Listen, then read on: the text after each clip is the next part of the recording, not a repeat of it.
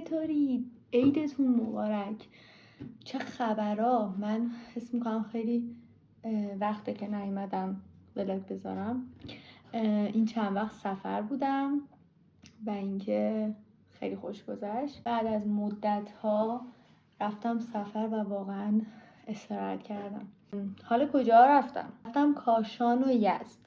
بعد خیلی قشنگ بود، تا حالا نرفته بودم و خیلی جاهای قشنگی داشت که حتما براتون ویدیوهاشو میذارم و ببینید. خلاصه که امیدوارم که سال خوبی داشته باشید دوستای عزیزم. من دیشب از سفر برگشتم و امروز کلی استراحت کردم. انقدر این چند وقت نرفتم جایی که واقعا حس میکنم انگار مثلا 1 ماه سفرم اینجوریه.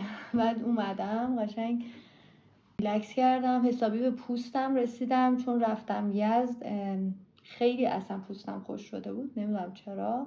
خلاصه که بریم با هم خلاصه ای از سفر رو بهتون نشون بدم.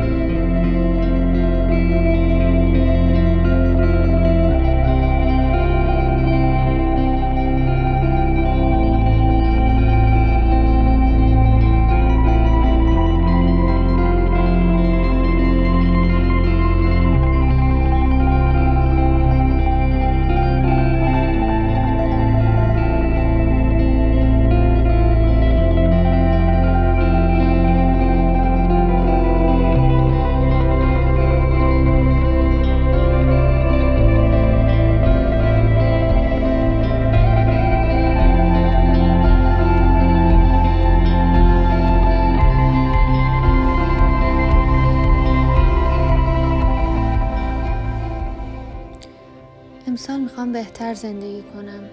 از نور خورشید، قهوه دم صبح، صدای گنجشکا، صدای برگ درختا، از رنگ آسمون، ابرا، کوها، از ریز ریز جزئیات زندگی میخوام لذت تمامو ببرم. شاید خیلی کوچیک باشه یا کم اهمیت، ولی میخوام جور دیگه ای نگاه کنم بهشون. میخوام قدر آدمای زندگیمو بدونم، خوشحالشون کنم، لحظه ها رو حس کنم، صبور باشم، تلاش کنم برای خواسته هام، آروم باشم، آرامش داشته باشم. این از همه چی برام مهمتره.